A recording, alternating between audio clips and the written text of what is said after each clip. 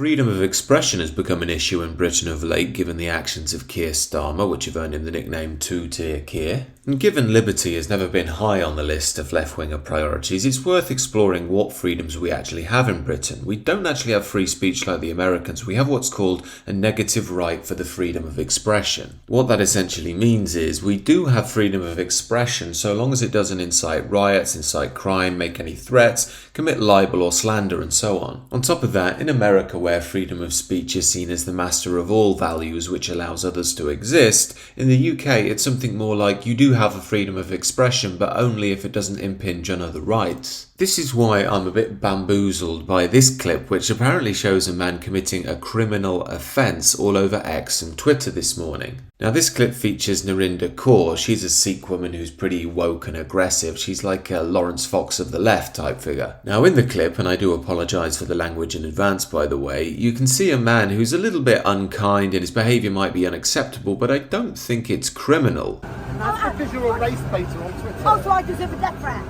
No. Why? Have you had one in person?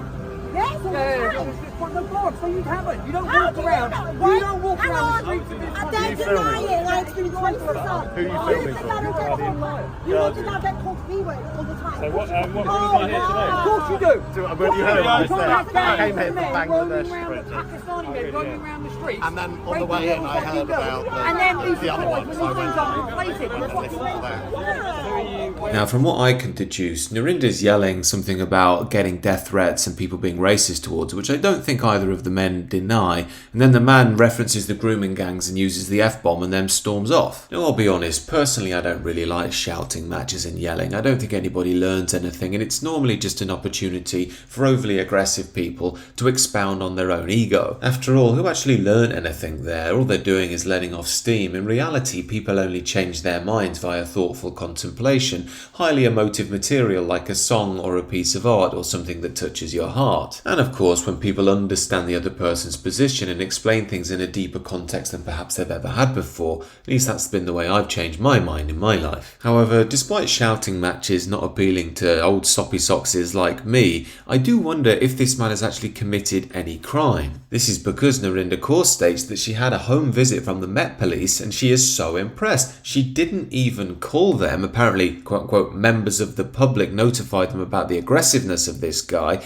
and they took a statement, and this issue is now apparently criminal. Now this scene is a bit ugly, but as this fella points out, aggressive behaviour is not criminal. Unacceptable, yes, but shouting and pointing is not a crime. Someone then replies he's pointing at her within her personal space. That's common assault and most definitely a crime. But is pointing and being aggressive a crime? I mean, I didn't think it was. Maybe it is. Let me know down below. But as this guy points out in answer to this is exactly what Narinder's doing as well. So what's going on there? Now again, as I say, it's not the way I'd like to behave in public, but you have to understand some people have very combative and extrovert personalities. Henceforth, is this really a crime? It does make you wonder if this was the other way around and Narinder was a protester with an England flag, would the Met Police be paying someone who's yelling at him a visit? For some reason I don't think they would. However, I can't even work out what crime has been committed here. If you know, please let me know down in the comments. It seems to me this is just part of living in a Western society, as Anne Widdecombe, of all people, points out. Nobody has the right to live their lives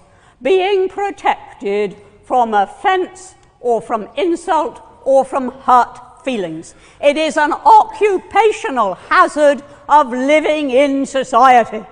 And if you really can't take it, become a hermit. I think Anne Widdecombe is bang on the money there, and despite the liberal media telling us that it's only ostracised groups that face mockery in society, as a Christian I can tell you there's relentless mockery of Christ in the mainstream culture. I'm sure you'll remember the Paris Olympics opening ceremony recently when they mocked the Last Supper, and the mockery of Christ is nothing new. Here in 1987 you have a piece of quote-unquote art called Piss Christ. It's a crucifix of Christ submerged in urine, and appalling as that is, you have shows like Family Guy who mock Christ routinely. That's on British TV almost every day. And of course you have the attacks on Christian churches. These are also ignored by the mainstream media on a regular basis. Of course, progressive types don't care about attacks on Christianity because they view it as, number one, a white privileged religion, and of course that's evil to them, and it's the heart of Western culture, which they also don't like and want to replace with globalist progressive ideals. Although perhaps most importantly, while I believe Christians should be more robust in defending our faith, which are the roots of Western culture,